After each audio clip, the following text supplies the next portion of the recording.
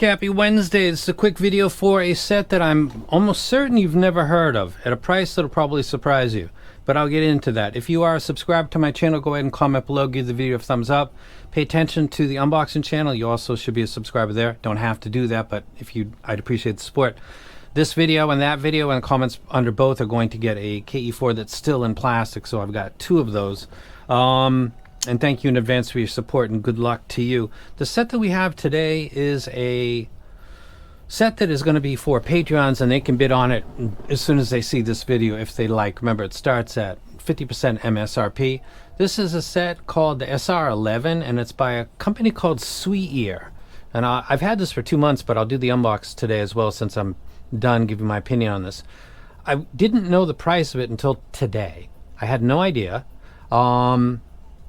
Until today, so I'm gonna go ahead and get this video and do it. I've already taken notes on it. It is a 11 driver tribrid. It's got a 10 millimeter dynamic for the super low frequency. It's got 2 BAs in the lows, so it's got a 10 millimeter plus 2 BAs. This sounds a lot like my collab as far as driver count goes and how it's configured. It's got, so let's do that again. A single DD like the Jupiter, 2 BAs in the low frequency like the Jupiter, mid frequency 2 BA, mid high frequency 2 BA, and super high frequency 4 EST, 5 pipe IPP technology, sensitivity of 112 dB, and impedance of 14 ohm. Now it definitely isn't tuned like the Jupiter, but it does have a driver count and a crossover network probably very similar. Now I have a set called the Lycean Acoustic X Effect Audio Gaia up just for reference. Let me go ahead and pull that down. So we're looking at the frequency response graph now of the 11 driver tribrid. It is a, looks like quite an energetic set, though there's no abnormal peaks or dips, like a big boost at this frequency that makes it stand out. It sounds kind of like the Gaia in the level of forwardness, particularly when it comes to female vocals, but I'll get to that. Let's go ahead and start with the low frequency. With the 808 Roland drop, it's Big Boy Killjoy, 38 hertz, substantial energy in that, and it's conveyed on this set, and other 808 Roland type drops that exist in hip hop and other genres seem to do fine. I didn't find it to be lacking. It definitely sounds like there's a DD in there.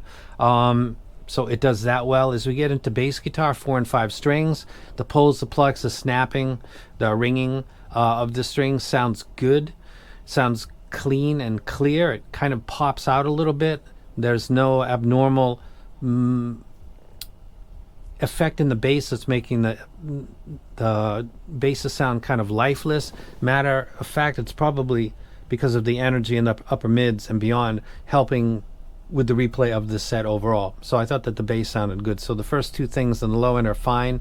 Bottom kick drum, which is very produced, the iconic track from the 4th album by Led Zeppelin, is supposed to sound emphatic and iconic, and in fact does. A lot of sets it doesn't, and sometimes the graph doesn't really hint to you which is which. This set actually does hit hard on that track, and John Bonham's intro does sound emphatic as I'm expecting it to be. So in the 3 low end things, I think it sounds fine. I didn't feel myself lacking or coping at any moment, like I wish it had more of this, or it did fine. As we get into vocals, male, female, Chris Cornell, Lane Staley, Nina doing the Blondie cover. The female vocals notably step out. She sounds much more, it's not offensive any way, but she sounds way more present. And I don't know if people that are fans of the Gaia or like that, it's because of female vocals and that's what they listen to, K-pop, J-pop, Vocaloid. I'm not sure, but this sounds like the female vocals are really kind of stepping forward. Male vocals sound fine. There's nothing wrong with them, but the females sound much more lively than typical tuning that I'm usually drawn to. But I thought it sounded good. The harmonics of the vocals also sounded fine, so this didn't sound bad at all. As we get into the harmonics, which is the fundamental moment when a stick strikes a ride cymbal or a finger pulls on a string on a bass guitar, then the sound that creates is essentially almost all overtones and harmonics, which is where a lot of things can go wrong, especially when something is elevated pretty much across the board from 1K all the way to 20 kilohertz according to this graph. Actually, cymbals and rides or crashes and rides sounded fine. They sounded energetic, but they didn't sound wincy like a that's going to be a 30-minute listen maximum, but it's coming. But it wasn't cymbals. Also guitars, electric and acoustic, with or without distortion pedals, I thought sounded like they were stepping out like female vocals, but in a good way. The only time where I thought that this sounded like it could be offensive and it became slightly like that was ELO, the Greatest Hits album, where there's a lot of keyboards going on in there, and I'm not sure why cymbals and other things, especially when they're being repeated, or guitar solos with distortion pedals, wasn't doing it, but a keyboard, and lots of keyboards throughout an album, that started to become a set that I wouldn't listen to for a long period of time. Not because it doesn't sound good, but because the way it's replaying is substantial in that area. So I'm going to go ahead and rank this. Is it a dumpster fire? No. Hope it was free? Nobody's going to get that. Somebody will get a KE4 wrapped in plastic who comments below this video, and also the unbox for this set that you're listening to now. Coping is working.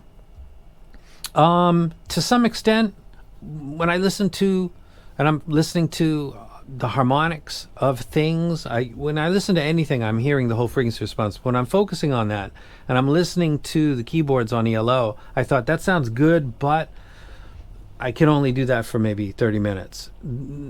But it sounded good. That kind of rationalization in your head, whenever you're plus and minusing stuff, that's basically coping, right? So, and I was coping.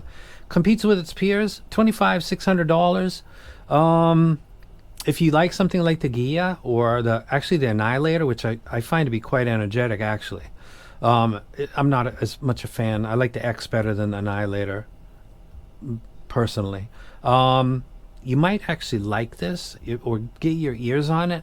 I'm going to put it between Coping is working and Competes with its peers, because I'm definitely doing the Coping, and I don't know all the $2,500 sets. Now, before I conclude, if the company watches this video, I'll say, me as a reviewer talking about my music, and this is all well and good to introduce a set, but when they don't have any baseline for you as a company, like you released a $50 set, it was super popular, 30,000 people to 300,000 bought it, you had issues, you took care of it, customer service was good, all of the things are nice, and then you start to ask for more money because you're offering a higher driver count. People are more willing to do that because they're more familiar with you. Forget about liking you, just they know about your products and how you handle when things don't go as you advertise. Like they become brand loyal. It's very hard to do that when the first intro to a company is a $2,500 set. Now, the Apex Audio is a branch of Customier, or Craftier. I think it's Customier.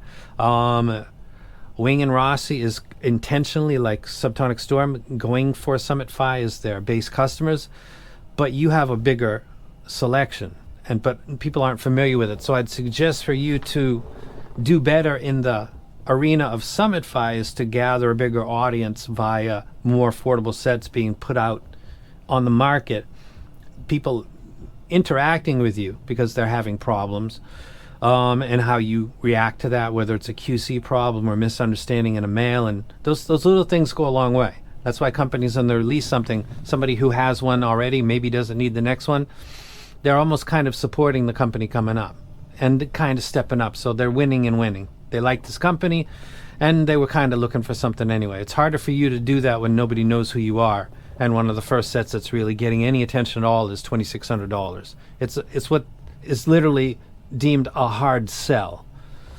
So I'm not hard selling anybody on this because I don't think anybody knows who you are. So good luck to Sweear. The presentation is nice. The build quality is excellent. You've got Sonians in there. I'm not sure what the BAs are. I think it sounds good to me. It's a little bit energetic, but this is all subjective opinion based on my library. What you do with, $100 set, a $65 set would be very interesting if you're genuinely interested in making a bigger footprint in the hobby. That is the route. And then maybe this stuff, even if it is later that they crawl up to the higher price tiers, they did it based on kind of a comfort level. So it's an easier sell in that way. And I'll let you guys go. I sometimes talk to companies in the videos because they definitely watch it, because they send me mails and say, I saw your video. Even if it's something I purchased myself, they still want to talk to me and see if there was more I wanted to say but I didn't, or et cetera, et cetera. So this is a hard sell. Doesn't have to be if you send some of your more affordable stuff to people, and don't manage them. Don't talk about what they should publish, and if it's less than 3 stars, don't get involved with that. That'll kill you. And you'll be depending on. I wouldn't even get into that part of the hobby, but yeah, good set, looks nice, sounds good, a little bit energetic. It would be an easier sell to my community if they're more familiar with the company. So that's something that could be worked on. And now I'm out. You guys have a good one.